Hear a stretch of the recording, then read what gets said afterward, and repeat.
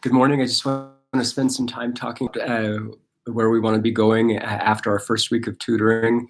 I appreciate those of you who have dug in and done the work on affective areas of reading. Whatever you've learned this week, you probably need to keep learning and doing a little bit more each week to learn more about their attitudes, interests, and identity.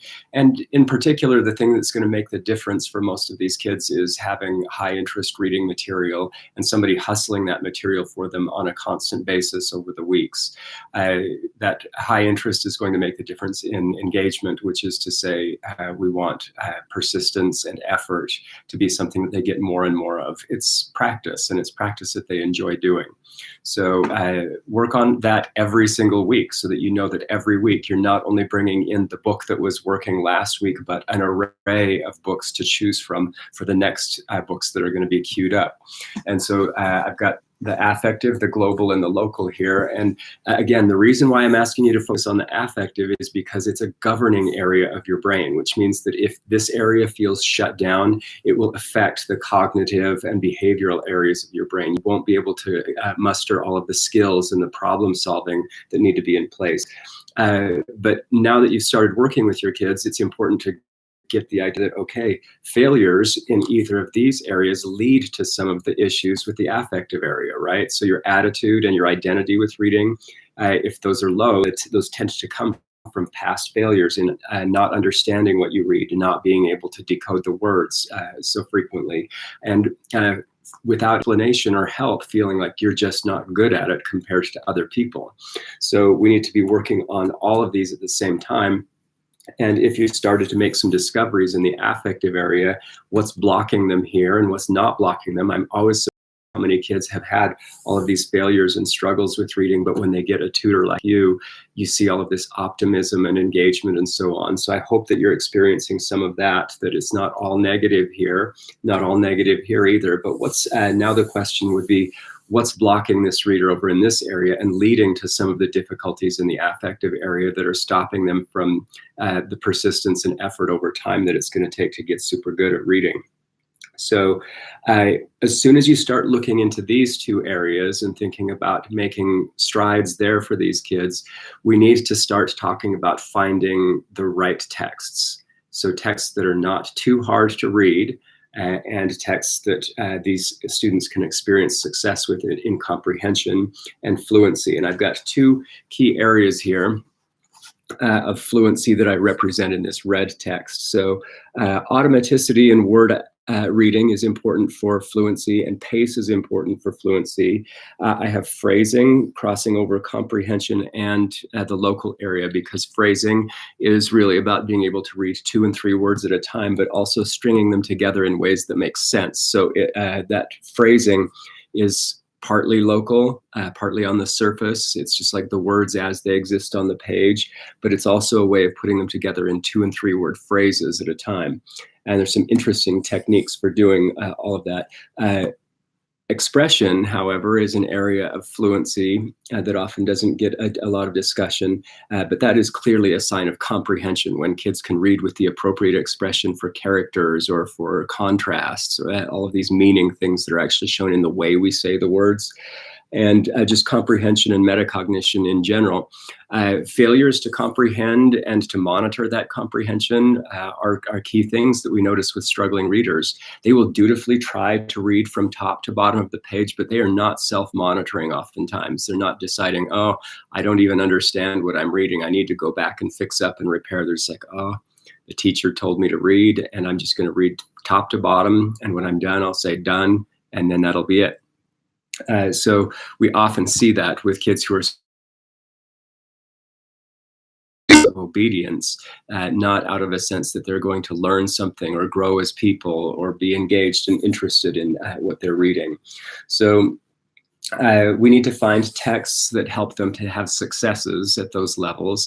And the research on that has shown us repeatedly that kids who are struggling with reading are too frequently given too hard texts, but also because text is so hard for them, teachers over the years give them fewer things to read.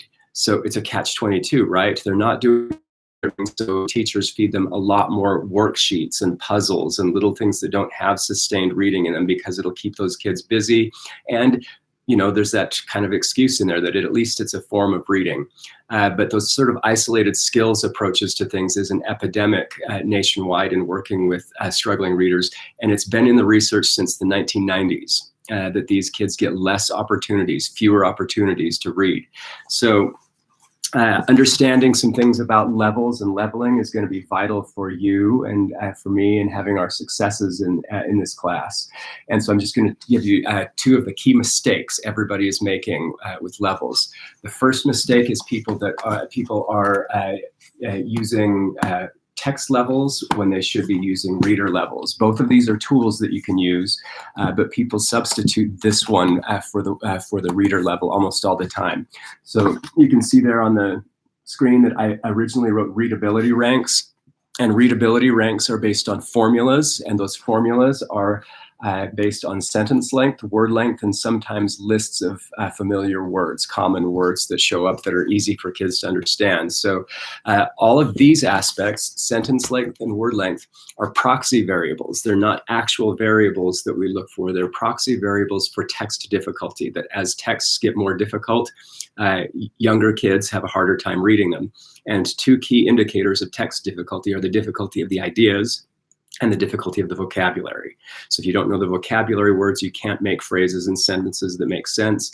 But also if your phrases and sentences are strung together in complicated ways with subordinate clauses and contradictions and conjunctions, that's more difficult to read as well. So shorter sentences and shorter words are actually pretty reliable indicators of vocabulary difficulty and idea difficulty. But what we want is actual idea difficulty and actual vocabulary difficulty, because your kid is not this sort of normal curve kid. Your kid is this actual kid. And you want to know for an individual text, is your kid being frustrated by the text, both by the ideas and by the words, or is this kid in a pocket where you could give them a little bit of instruction or a little bit of prep on the words and they would do well? Or is that kid in the independent area where only a couple of words out of every 100 words or so are words that they stop to think about? And even that is still saying something. Most of us would say independent text is text where we don't have to stop and think about many of the words at all. So this reader level is actually based on readers sitting in front of books. Text difficulty and text levels, none of the statistics for those have been done with actual readers. They're only used to compare this book to that book. So if this book is run through a statistical program and it has more long words than the book next to it, its readability rank goes up compared to that book. So this book compared to that book. There are no readers used to make these formulas. There's no normal curve of readers with that particular book that was used to determine that is a level 3.7 book. No readers. So overusing these estimates in assigning books to kids is a huge mistake, because this is not about kids. This is about books. Over here, this is about readers. The issue that we run into here is that if I give a kid this book and she reads it at an independent level, her independence with that book doesn't tell me how to find more books that are like that. So when we find a book that is working well for a kid at that independent level and some books that are working at the instructional level, we can invite them into our tutoring. If we sense that the book is at the frustrational level, we don't want to spend time on the tutoring with it, but we also don't want to be taking books away from kids.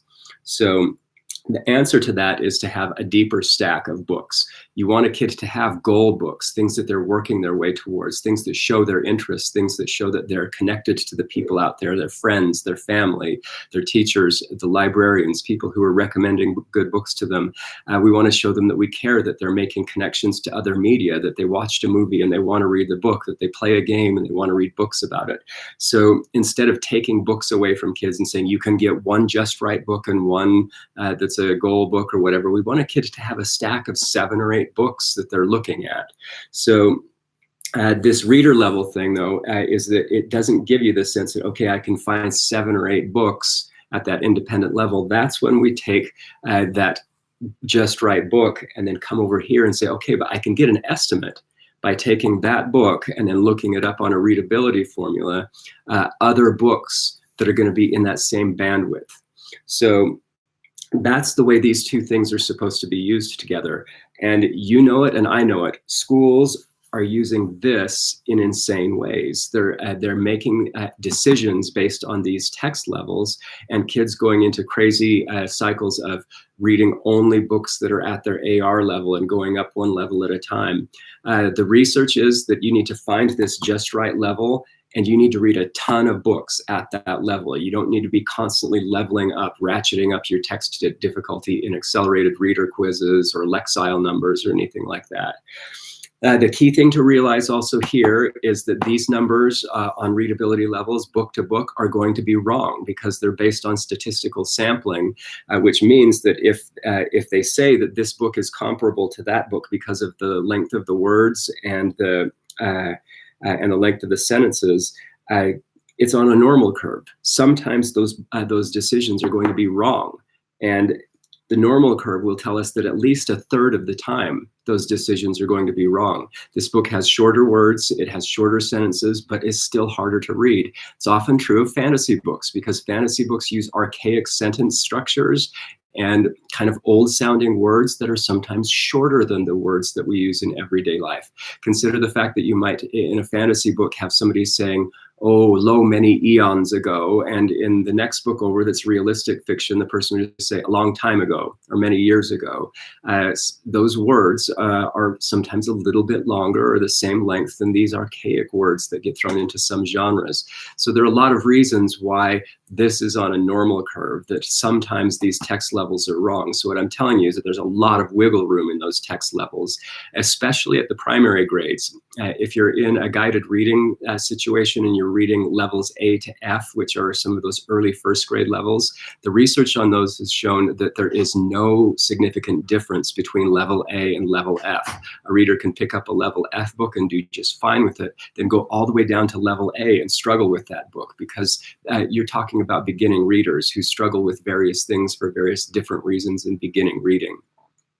So think about that as you're starting to choose books, that there are a lot of mistakes to make with leveling, and you don't want to be making those. You want to get keyed in on independent level for your kid and find a whole bunch of texts that are at that independent level and also at the instructional level. When you do that, you'll be able to start doing things like having discussions and taking catalogs of word errors so that you can start actually keying in on which aspects of the global and local are getting in this kid's way. So when we get to that point, we're going to actually be able to start talking about which kind of skills lessons are going to be the ones that make a difference for this kid. We don't want to just be starting to give skill lessons because of a test score or something that's told us this might be the problem. We actually have to get in and check. Assessment is always about checking those test results to see if they're valid, to see if it was a false positive, a false negative, and to actually get in and start doing the diagnosis, which is to say what is actually blocking this reader. So at the global and local level, it's that comprehension, vocabulary knowledge, word identification, and so on that might be getting in their way. Okay, I'm going to stop there.